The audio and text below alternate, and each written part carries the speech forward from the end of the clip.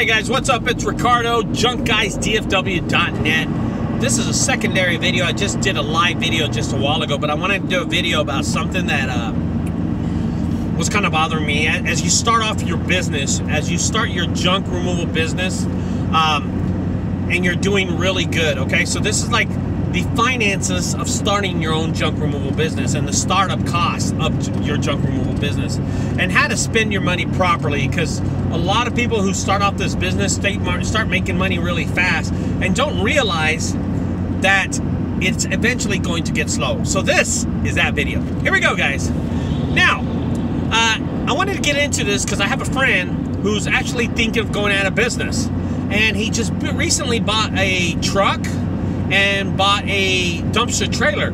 Now, he started with an older vehicle. So when he first started his business in the first year, he started with the vehicle that it was this daily driver. It was an F-150, and he had a flatbed landscape trailer that he actually had borrowed from somebody and bought it from them eventually.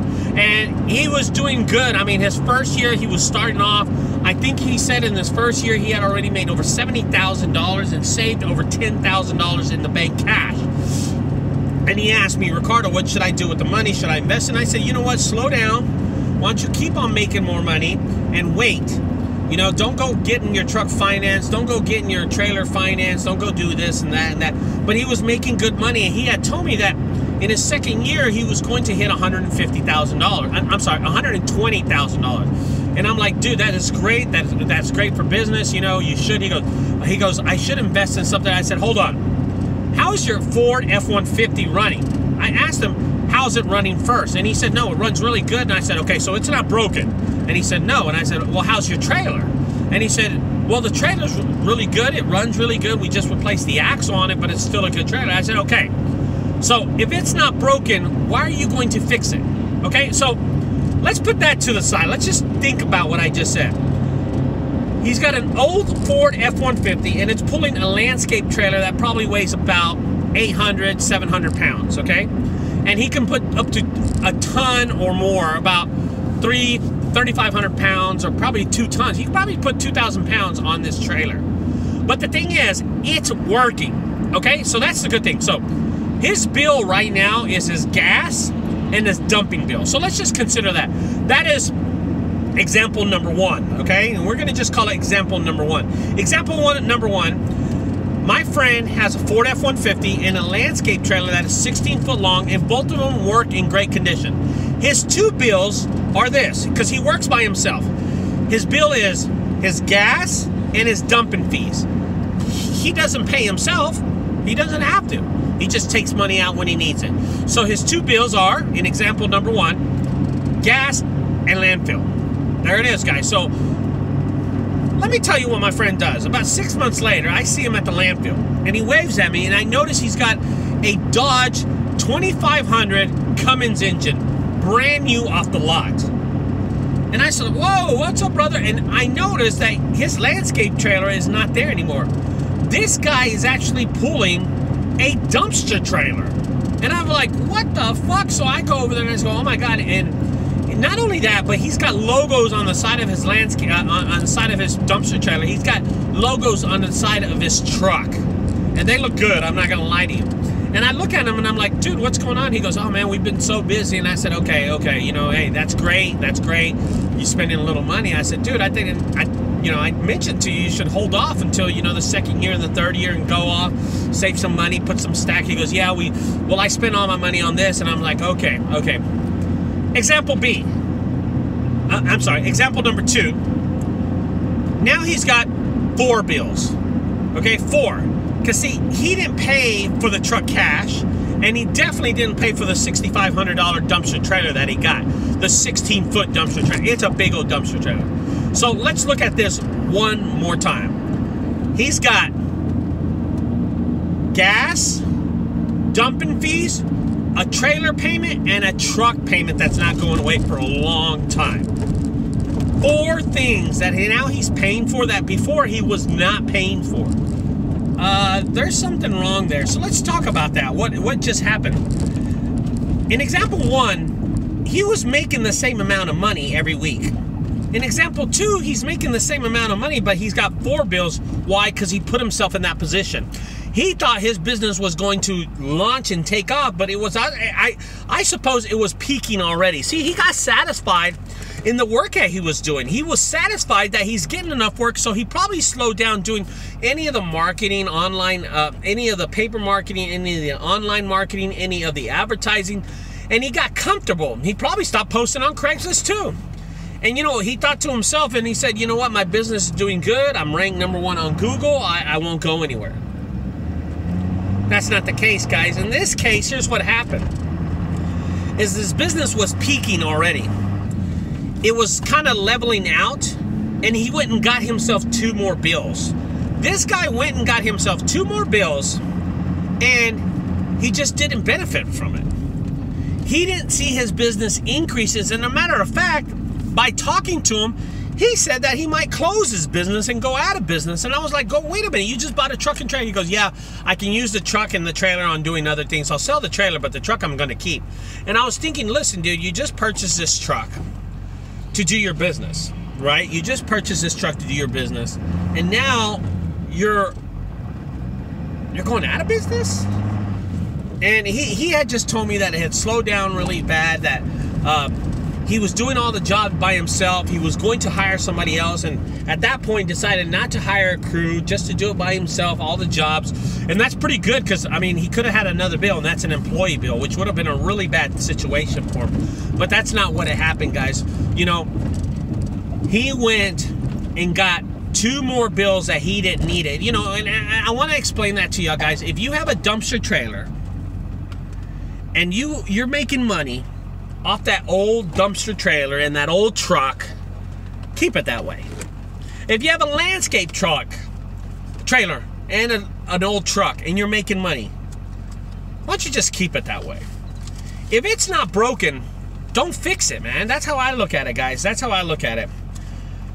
This guy went off, thought his business was going to start peaking, and then it slowed down. And that's the bad part about it. He just didn't realize that his business was going to slow down, and he did not save enough money for his business to, you know, take that hit. And that's exactly how it worked out for him, guys.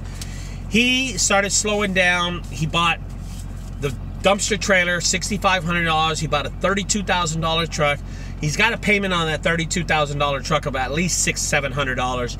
On that dumpster trailer, he's probably going to pay it off in 3 years or 2 years, and he's probably got a payment of $400 or $250, somewhere in there, you know, $400 to $250 a month. So in 1 month, he manages to pay an additional $850 on anything else of payments, you know, that he didn't have. You know, it's just disappointing that I had to hear that.